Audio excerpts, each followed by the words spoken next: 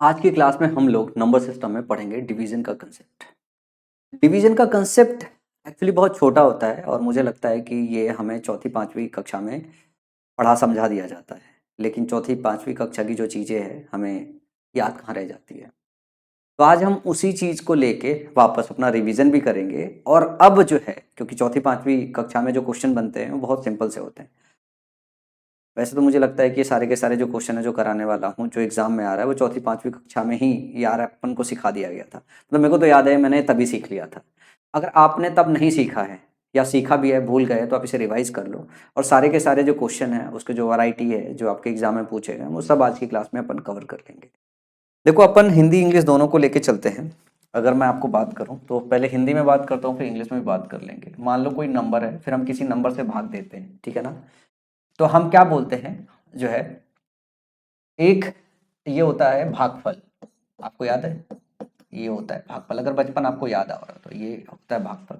और यहाँ लिखते हैं हम शेषफल। अगर बचपन आपको याद है तो, नहीं याद है तो कोई बात नहीं। यहाँ पे लिखते हैं भाज्य, जिसमें भाग देना होता है, और इधर जो होता है भाजक। अंग्रेजी में इसी चीज को बोले तो इसको बोलते हैं रिमाइंडर, जिसको हम आर से रिप्रेजेंट करते हैं। इसको कोशेंट को क्यू से रिप्रेजेंट करते हैं। इसको कोशेंट बोलते हैं, इसको क्यू से रिप्रेजेंट करते हैं। भाजक को डिवाइजर बोलते हैं, डिवाइजर, ठीक है ना। और भाज्य को डिविडेंड बोलते हैं, इसको ये बोलते हैं।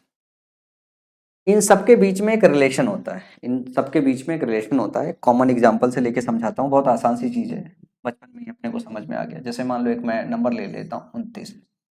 29 में अगर मैं 5 से भाग दे दूं तो आप कहोगे भाग देने का क्या तरीका है। 5 पचे 25, हमने ये 5 लिख दिया, 5 पचे 25, और यहाँ पे आ गया 25, और जो बचा हुआ है वो 4 हो गया। ध्यान से देखोगे हिंदी और अंग्रेजी दोनों मिला के, तो ये क्या होगा, ये आपका आर होगा। अंग्रेजी में इसको रिमाइंडर या हिंदी में इसको शेषफल बोलते हैं। जो शेष बचा है भाग देने के बाद, क्योंकि और भाग नहीं जा रहा है तो इसको शेषफल बोलते हैं। ये आपका क्या हो गया, ये हो गया आपका भाजक, ये हो गया भाजक। और ध्यान से देखो ये है आपका जो है भागफल, भागफल, और ये जो हो गया ये हो गया आपका भाज्य, भाज्य। अगर मुझे 29 निकालना है, अगर मुझे 29 निकालना है तो ये क्या होता है, ये 5 का 5 में गुणा कर दो, 5 का 5 में ये 25 हो गया, और जो शेषफल है वो जोड़ दो। मतलब भाजक को भागफल में गुणा कर दो, भाजक को भागफल में गुणा कर दो और शेषफल को जोड़ दो। तो मैं अगर ये बोलूं, अगर फॉर्मूला निकालूं भाज्य, ठीक है ना, भाज्य बराबर क्या होगा, ये होगा जो भी हमारा भागफल आया है, भागफल को अगर हम गुणा कर दें किसमें, भाजक में गुणा कर दें, और इसमें शेषफल जोड़ दें, इसमें शेषफल जोड़ दें, तो हमारा क्या आ जाता है, हमारा भाज्य आ जाता है। अंग्रेजी में अगर इसी चीज को कहें हम, अंग्रेजी में तो हम ये कह सकते हैं जो हमारा डिविडेंड होता है, ये क्या होता है, जो डिवाइजर होता है, डिवाइजर को कोसेंट में गुणा कर दें प्लस रिमाइंडर को जोड़ दें। डिविडेंड जो है वो बराबर होता है डिवाइजर में कोशेंट को गुणा कर दें और रिमाइंडर को जोड़ दें। ये वाला फॉर्मूला है, एक बार आप चाहे तो इसे लिख लो। डिविडेंड, डिविडेंड बराबर जो है डिवाइजर इंटू कोशेंट को क्यू से प्लस आर लिख देते हैं। ये आप एक बार इसको नोट कर लो। इस पर बहुत सारा सवाल जो है एग्जाम में बना हुआ है, बहुत सारा सवाल एग्जाम में बना हुआ है इस फॉर्मूले पे। हिंदी में से लिखना चाहो तो आप सीधे सीधे लिख दो। यहाँ पे अगर मैं बात करूँ, यहाँ पे हिंदी में अगर लिखने की तो हिंदी में लिख देता हूँ, ये जो भाज्य है, जो भाज्य होता है बराबर क्या होता है, भाजक को गुणा करते हैं भागफल से, भागफल से, और उसमें क्या है जोड़ देते हैं शेषफल, शेषफल जोड़ देते हैं। इस फॉर्मूले में आपके प्रीवियस ईयर में बहुत सारे क्वेश्चन जो है पूछे गए हैं। डायरेक्ट फॉर्मूला लगाना है, और कई चीजों में, कई सारे सवाल में ऐसे है जिसमें बदलाव भी किया गया, क्वेश्चन के पैटर्न में थोड़ा बदलाव किया गया है। तो हम आज सब कुछ सीख लेंगे, आज की क्लास में हम सब कुछ सीख लेंगे। ये छोटी छोटी चीजें हैं पर आपको सीखते हुए चलनी है, क्योंकि एग्जाम में क्वेश्चन बन रहे हैं। जैसे ये क्वेश्चन आपके एग्जाम में आया हुआ, यदि 1043 को एक संख्या से विभाजित किया जाता है तो भागफल 11 है, शेष 20 प्राप्त होता है, तो भाजक ज्ञात कीजिए। If 1043 is divided by a number, the quotient is 11, the remaining 20 is obtained, the find the divisor। आपको डिवाइजर बताना है। डिविडेंड नहीं बताना, आपको डिवाइजर बताना है। सिंपल फॉर्मूला क्या होता है, अगर आपको डिविडेंड निकालना हो तो फॉर्मूला एक दो बार लिख लेना चाहिए, divisor into quotient plus r, यही फॉर्मूला लिखाया था हमने। अब अपने को ये तो पता नहीं है भाई, अपने को क्या निकालना, डिवाइजर। डिवाइजर पता नहीं है, हमने मान लिया डिवाइजर एक्स है, पर हमको कोशेंट पता है। क्या है, कोशेंट 11 आ रहा है और जो रिमाइंडर आ रहा है, जो शेषफल आ रहा है वो 20 आ रहा है। लेकिन हमको ये पता है डिविडेंड क्या है, डिविडेंड क्या है 1043 है। इसको सॉल्व करोगे, 20 इधर लाके वो करोगे तो हो जाएगा 10 और 23 और बट्टे में 11 is equal to x. X की वैल्यू क्या आ जाएगी, 93 आ जाएगी। 11 से भाग दोगे, 11 9 99, 11 3 33। तो सवाल का सही जवाब क्या हो जाएगा, सवाल का सही जवाब 93 हो जाएगा। अब अगर अगले सवाल की बात करूं, एक सवाल जो है और एकदम सिमिलर पैटर्न पे ले लेते हैं। ये सिमिलर पैटर्न पे लेने से क्या होगा कि आपको पूरी तरीके से फॉर्मूला याद हो जाएगा। लिखा है in a division question, the divisor is 10 times the quotient and 5 times of the remainder. If the remainder is 46, find the dividend. एक विभाजन प्रश्न में भाजक भागफल का 10 गुना है और शेषफल का 5 गुना है। हिंदी में एक बार मैं लिख दूं क्या, अगर मैं इधर पे लिख दूं, क्या दिया हुआ है जरा ध्यान से देखना, भाजक भागफल और शेषफल की बात हो रही है, जरा ध्यान से देखना। शेषफल की बात हो रही है, शेषफल मतलब रिमाइंडर हो गया, ठीक है ना, भागफल मतलब कोशेंट हो गया क्यू, और भाजक की अगर बात करें तो ये हो गया डिवाइजर, हिंदी इंग्लिश दोनों लेके चलते हैं, ये हो गया डिवाइजर। आपको पता है अगर मैं डिविडेंड निकालूं, अगर मैं डिविडेंड निकालूं तो डिविडेंड क्या हो जाएगा, ये इसमें गुणा हो जाएगा, ये जुड़ जाएगा, ये इसमें गुणा हो जाएगा, ये जुड़ जाएगा। सवाल में जरा ध्यान से देखो, सवाल में क्या दिया हुआ है, सवाल में दिया हुआ है कि शेषफल आपको डायरेक्टली दिया हुआ है, शेषफल कितना है 46। अगर शेषफल 46 दे दिया है तो रिमाइंडर को आपको 46 यहाँ सीधे सीधे डाल देना है। जैसे आपने इसको 46 डाला, अब क्या दिया हुआ है कि जो विभाजन प्रश्न में भाजक भागफल का 10 गुना है और शेषफल का 5 गुना है। शेषफल का 5 गुना जो है डिवाइजर है, इसका 5 गुना करोगे तो 230 आ जाएगा, 46 पंचे 230 होता है। और क्या कह रहा है, ये जो है भागफल का 10 गुना है, कितना है, शेषफल का 5 गुना है और भागफल का जो है कितना है 10 गुना है। भागफल का अगर 10 गुना है तो ये 1/10 होगा, इसका मतलब ये 23 रहा होगा, तभी तो इसका 10 गुना 230 होगा। आपको तीनों पता चल गया, शेषफल ऑलरेडी दिया हुआ है, इसका इससे रिलेशन और इसका इससे रिलेशन दिया है, उस रिलेशन का इस्तेमाल करके हमने निकाल लिया। अब क्या काम करना है, इसको गुणा करके प्लस जोड़ना है, आपकी वैल्यू आ जाएगी। ये आपका डिविडेंड निकालना है, डिविडेंड यहाँ से निकाल सकते हो। आपका लाभांश पूछा है, डिविडेंड पूछा है, या हिंदी में इसको भाज्य भी लिख सकते हो, भाज्य। ये लाभांश नहीं होगा, ये भाज्य होगा। यहाँ पे एक्चुअली जो डिविडेंड होता है लाभांश इसलिए दिया गया है, ये आपका अकाउंटिंग में जब डिविडेंड की बात करते हैं तो अकाउंटिंग में डिविडेंड का मतलब जो है आपका लाभांश होता है, जबकि यहाँ पे डिविडेंड का मतलब भाज्य होता है। अब हमको क्या काम करना है, गुणा करना है और फिर 46 को जोड़ देना है, इतना ही काम करना है और हमारा जो है जवाब निकल जाएगा। अब जिसका गुणा भाग तेज होगा वो तेज कर लेगा, जिसका गुणा भाग तेज नहीं होगा वो तेज नहीं कर पाएगा। अगर ऑप्शन होता तो यूनिट डिजिट देख के भी लिख सकते थे, तो चलो गुणा कर लेते हैं। अगर 23 का किसी को पढ़ने आता है तो 23 शून्य शून्य, ठीक है ना, 23 तेइयां जो है 69 हो गया, ठीक है ना, और हाथ में 6 और 23 दूनी 46, 46 6 52, ये हो गया 52 90 प्लस 46 कुल मिला जुल कितना आ जाएगा 6 9 4 13, ठीक है ना, 2 1 3 और ये हो गया 5, तो 5336 हो गया, ये आपका भाज्य आ गया या डिविडेंड आ गया। बहुत प्यारा सा, बहुत सिंपल सा सवाल था। चलो और आगे चलते हैं। ये सारे प्रीवियस ईयर के क्वेश्चन हैं, कंसेप्ट भी समझाने में तभी मजा आता है जब प्रीवियस ईयर के क्वेश्चन के साथ समझाया जाए। अगला सवाल है, एक विभाजन प्रश्न में भाजक भागफल का 25 गुना और शेषफल का 5 गुना है, यदि शेषफल 40 है तो लाभांश ज्ञात कीजिए। सेम सवाल है। अब इसमें सब कुछ लिखने की जरूरत तो नहीं है, आप सीधे सीधे रिमाइंडर आर इधर डाल दें, ठीक है ना, क्वोशिएंट क्यू डाल दें और जो डिवाइजर है उसको डिवाइजर लिख लें, इसका कोई शॉर्टकट ले लें, ठीक है ना। अब दिया क्या हुआ, शेषफल दिया है हमें 40, तो शेषफल हमने निकाल लिया 40। जैसे शेषफल 40 दिया हुआ है तो 40 है, और क्या कह रहा है, शेषफल का 5 गुना है, शेषफल का 5 गुना, 5 का 20, ये हो गया 200, डिवाइजर ही 200 है। और क्या बोल रहा है, भाजक भागफल का 25 गुना है, भागफल का ये 200 होगा ना, भागफल का 25 गुना है, 25 का इसमें भाग दे दो, ठीक है ना, 25 सट्टे 200 हो जाता, तो क्वोशिएंट क्या है, क्वोशिएंट 8 हो गया आपका। समझ में आया? अब इसमें क्या करना है, इसको गुणा करना है, इसको जोड़ देना है, आपका क्या आ जाएगा, डिविडेंड आ जाएगा। ये हो गया 8 दूनी 1600 प्लस 40, तो कितना हो गया फाइनल, 1640। 1640। बहुत छोटे छोटे बहुत प्यारे प्यारे से सवाल हैं। धीरे धीरे क्वेश्चन जैसे जैसे आगे बढ़ेंगे थोड़ी कॉम्प्लेक्सिटी बढ़ेगी, लेकिन जब कंसेप्ट बिल्ड करना होता है तो हमेशा सरल सवालों से कंसेप्ट को सीखना होता है, फिर धीरे धीरे डिफिकल्टी लेवल बढ़ानी होती है ताकि कंसेप्ट सही से दिमाग में जा पाए। अगला सवाल दिया हुआ है, यदि एक संख्या को 899 से विभाजित किया जाता है, शेष 63 शेष रह जाता है, तो यदि संख्या को 29 से विभाजित किया जाता है तो शेषफल क्या होगा। अब इसमें कंसेप्ट में बदलाव किया गया है, जो अभी तक कर रहे थे डायरेक्ट फॉर्मूला इस्तेमाल कर रहे थे, अब कंसेप्ट में बदलाव किया गया है। अंग्रेजी में इसको पढ़ते हैं, if a number is divided by 899 the remaining 63 is left, then if the number is divided by 29 what will be the reminder. आपको एक बात ये तो पता है, आपको नहीं पता है कि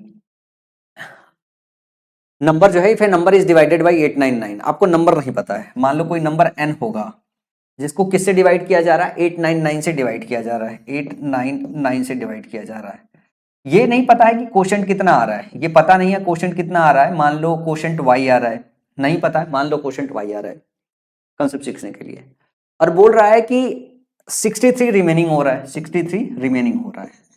तो कोई नंबर n है, कंसेप्ट ध्यान से समझिएगा, कोई नंबर n है जिसको 899 से भाग देने पे जो है 63 जो है ये रिमाइंडर बच रहा है। मैंने मान लिया क्वोशंट y है, नंबर n है, क्वोशंट y है, तो मैं ये कह सकता हूं कि भाई 899 क्या आ रहा है, 899 जो है इससे ये हमारा डिवाइजर है, तो 899 में क्वोशंट में गुणा करके अगर शेषफल को जोड़ दें, अगर हम रिमाइंडर को जोड़ दें तो हमें हमारा नंबर n मिल जाएगा, जो कि हमने मान लिया। अब बोला इस नंबर को अगर हम किससे भाग दें, अगर हम इसको 29 से भाग दे दें, इसको अगर हम 29 से भाग दे दें, हमारा क्या शेषफल बचेगा। तो 29 से भाग दे दोगे तो 29 से इसमें भी भाग दे दोगे और 29 से इसमें भी भाग दे दो, यही तो मतलब हुआ ना। 29 से भाग दिया तो दोनों साइड 29 से भाग दे दिया।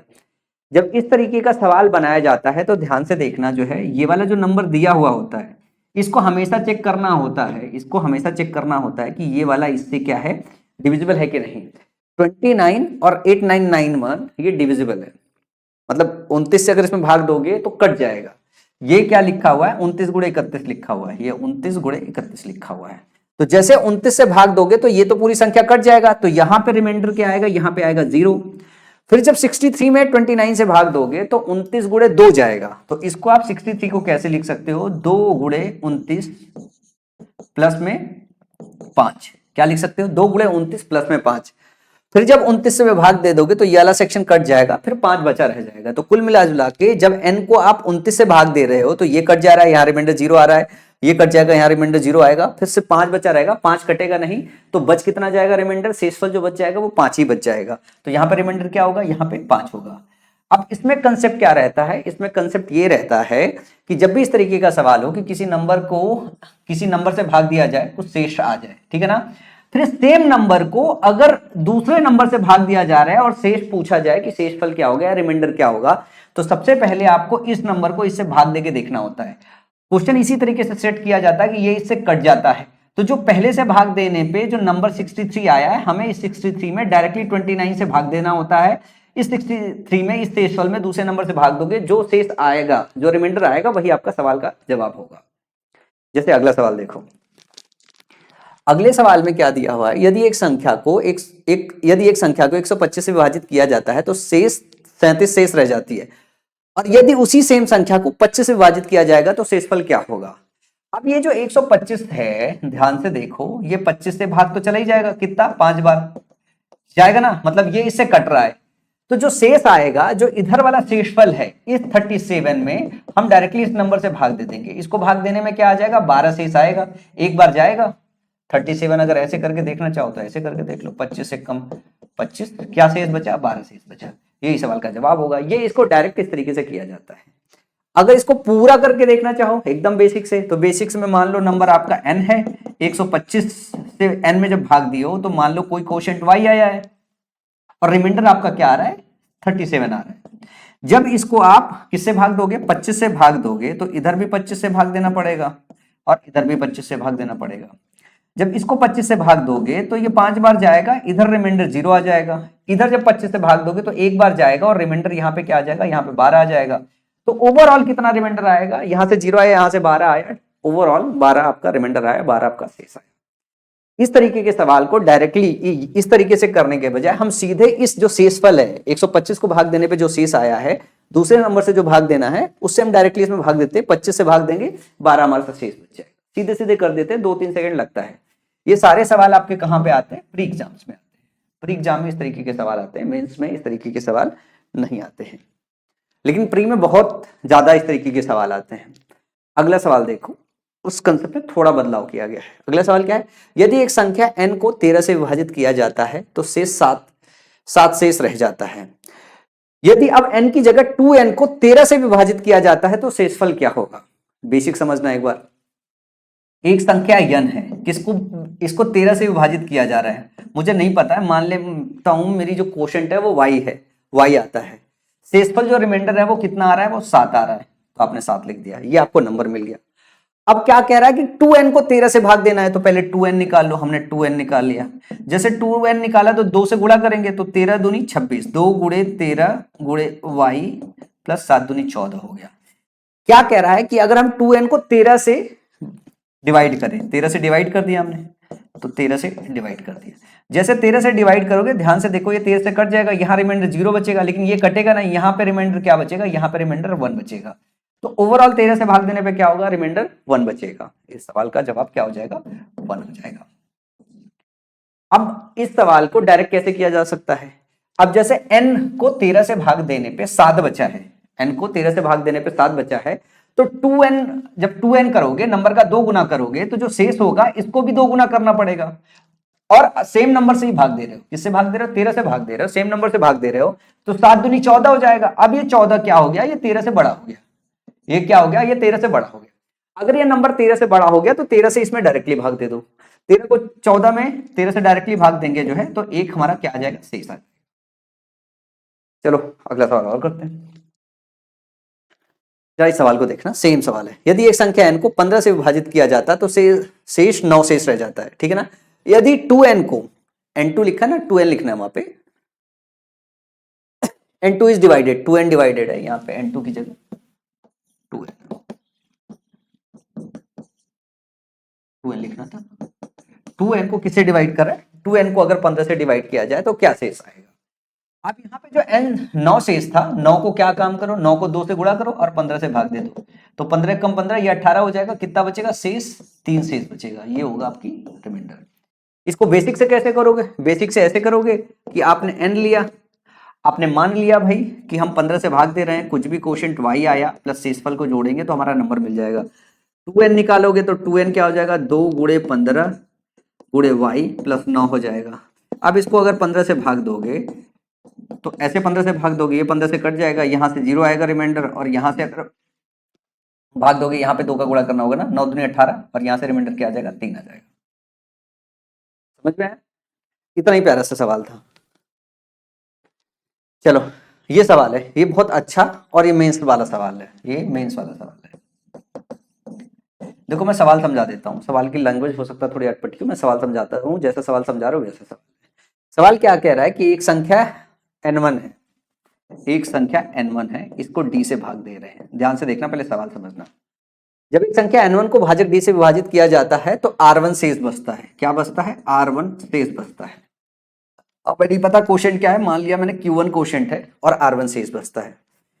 और दूसरा बात आगे क्या कह रहा है, जब किसी अन्य संख्या n2 को अभी भी जो आपका डिवाइजर है जो है वो d है, इसको अगर भाग देते हैं तो r2 शेष बचता है। क्वोशिएंट मान लो q2 है, क्वोशिएंट q2 है। यदि दोनों संख्याओं के योग को समान भाजक d से विभाजित किया जाता है तो शेष क्या बचेगा, ये पूछना था, या यूं कह दो जो लिखा हुआ है इसमें प्रूफ करना था।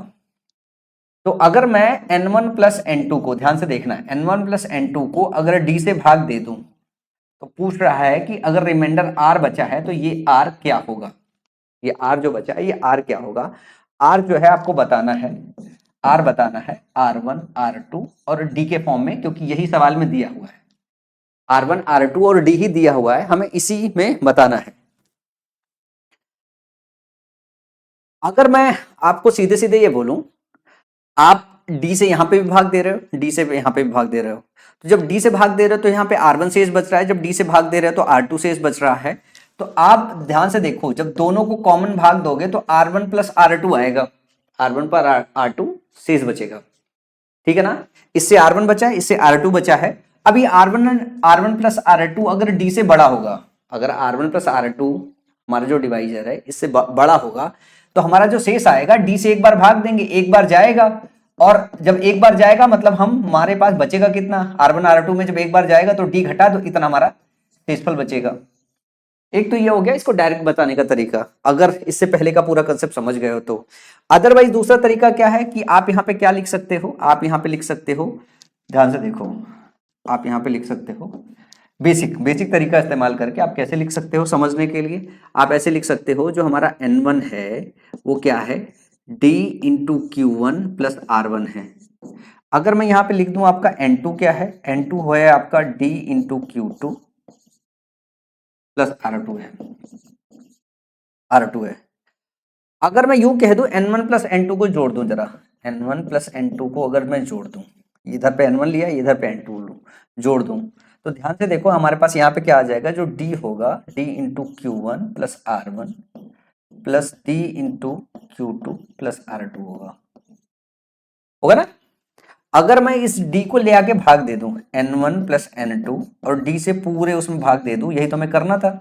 तो हमारे पास क्या हो जाएगा, Q1 प्लस Q2, ठीक है ना। यहाँ पे D अपॉन में D कर देंगे ना, D से भाग देके बताना है कि अगर N1 प्लस N2 को D से भाग दे तो क्या बचेगा। यहाँ पे Q1 प्लस Q2 कॉमन हो गया, D तो है ही है, D नीचे कर दिया, plus R1 plus R2 upon D हो गया, R1 plus R2 upon D हो गया। तो D कट जाएगा, यहां से रिमाइंडर क्या आएगा, यहां से तो 0 आ जाएगा, लेकिन यहां से रिमाइंडर बचेगा। अब R1 plus R2 upon D हो जाएगा। ध्यान से देखो, अब इसमें कंडीशन आएगी, अगर R1 प्लस R2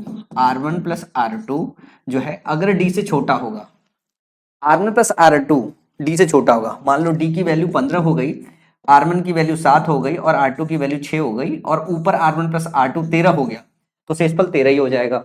लेकिन अगर ऐसा हो गया कि R1 8 हो गया, अगर R1 8 हो गया और R2 अगर 9 हो गया, तो 9 8 17 हो गया, 17 को 15 से भाग दोगे जो है तो 2 शेष बचेगा। अगर R1 प्लस R2, कंडीशन क्या होगा, अगर R1 प्लस R2 जो है अगर D से बड़ा हो गया तो शेष क्या होगा, इन दोनों को जोड़ोगे 9 8 17, 17 में से 15 घटाओगे तो R1 R2 जोड़ोगे, D को घटाओगे, वही शेषफल होगा। तो इस केस में क्या होगा, जो रिमाइंडर होगा R1 plus R2 minus D होगा, R1 plus R2 minus D होगा। तो यही बोला था कि जो R होगा वो R1 plus R2 minus D होगा, यही साबित करना था, यही अपन ने साबित कर लिया। ये सवाल जो है सीजीएल मेंस लाइक सवाल है, आ जाता है, लेकिन सीजीएल मेंस का हल्का सवाल है, डिफिकल्ट सवाल नहीं है, क्योंकि एक बार अगर इसकी बेसिक समझ गए तो ये आपके लिए बहुत आसान हो जाएगा। डिवीजन जो कंसेप्ट है वो छोटा सा ही रिमाइंडर का कंसेप्ट था, इसका आगे का जो सेक्शन है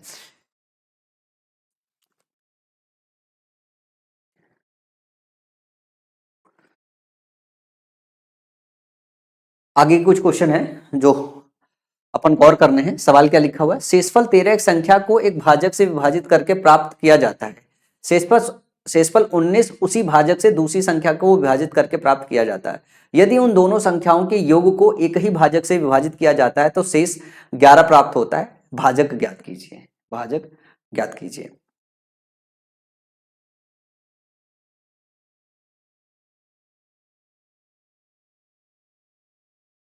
जरा ध्यान से देखो, आपको डी बताना है, आपको क्या बताना है, डी बताना है।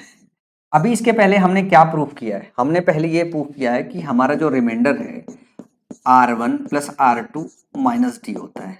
ये अभी अभी इसके पहले ही प्रूफ किया है, इसके पहले यही तो निकाला था। ये क्या क्या कंडीशन थी जब ये निकाला था, तब हमने ये बताया था कि डी है, ध्यान से देखना पहले चीजों को, देखना इसको। जैसे हमने क्या कहा कि एक डिवाइजर है जिसको n1 में भाग दिया आपने, ठीक है ना, और रिमाइंडर इस केस में R1 आया, और इसी सेम डिवाइजर से आपने क्या किया, n2 दूसरे नंबर में भाग दिया जो है, और आपके पास रिमाइंडर क्या आया, R2 आया। यही चीज दिया हुआ था, और कुछ तो दिया हुआ नहीं है, यही तो दिया हुआ ना।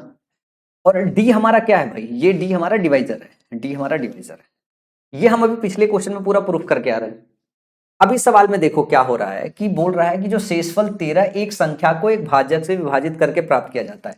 ये जो भाजक है, मान लिया हमने डी है, तो इसको जब हम भाग दे रहे हैं तो ये हमें क्या मिल रहा है, पहले में 13 मिल रहा है, फिर बोल रहा है विभाजित करके प्राप्त किया जाता है शेषफल 19 उसी भाजक से दूसरी संख्या को, मतलब भाजक डिवाइजर जो है चेंज नहीं कर रहे, ये भाजक चेंज नहीं कर रहे हैं, अब कर रहे हैं, तो शेषफल क्या मिल रहा है, 19 मिल रहा है।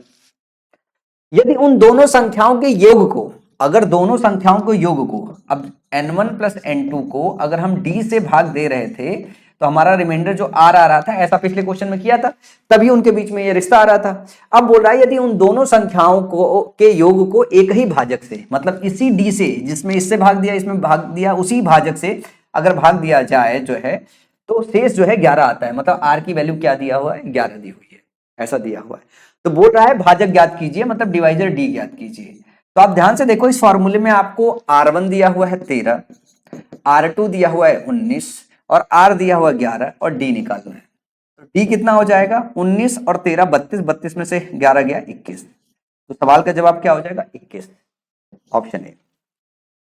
लेकिन अगर आपने ये सही से कंसेप्ट पढ़ लिया, अब ये फॉर्मूला वाइज याद भी रख लो। कैसे याद रख लो, अब जैसे अगला क्वेश्चन एक और है, मेरे को लगता है सेम ही कंसेप्ट है जो पिक किया अपन ने। अब इस वाले में जरा ध्यान से देखो, शेषफल 10 एक संख्या को एक भाजक से विभाजित करके प्राप्त होता है, मतलब आप तो ये याद कर लो जो है कि जो r होता है वो क्या है, R1 plus R2 minus D. जो d है वो क्या है, ध्यान से रखो, याद कर लो पहले फॉर्मूला। जो d है वो n1 को अगर इसमें भाग दे रहे हो तो आपको R1 मिल रहा है, यही d है जिसको n2 में भाग दे रहे हो तो हमारे पास क्या मिल रहा है, R2 है। यही d है जिससे आप n1 प्लस n2 में भाग दे रहे हो तो हमें r मिल रहा है रिमाइंडर। समझ में आया? तो इनके बीच में रिलेशन क्या है, इनके बीच में ये रिलेशन है, ये फॉर्मूला आप याद रख लो, इनके बीच में ये रिलेशन है, फॉर्मूला याद रख लो।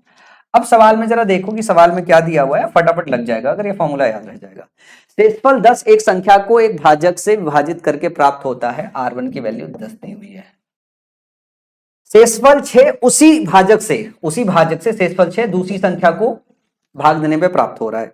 यदि उन दोनों संख्याओं के योग को एक ही भाजक से विभाजित किया जाता है तो शेषफल 3 प्राप्त होता है, ये कंडीशन दिया हुआ है। अब आप मान रख दो, ये हो गया 3, ये हो गया 10, ये हो गया 6 और माइनस डी। तो डी क्या हो गया, 10 6 16 माइनस 3 13 हो गया। सवाल का सही जवाब जितना बड़ा दिखाई दे रहा था उतना ही आसान हो गया अगर फॉर्मूला आपको याद हो गया है। इसके आगे अपने को पढ़ाना है सक्सेसिव डिवीजन अगली क्लास में पढ़ेंगे। मैं उम्मीद करता हूं कि ये एक बार आप रिवीजन कर लोगे तो अगली क्लास से पहले जो है सक्सेसिव डिवीजन में आप इस कंसेप्ट को सही से सीख पाओगे। तो आज की क्लास में इतना ही।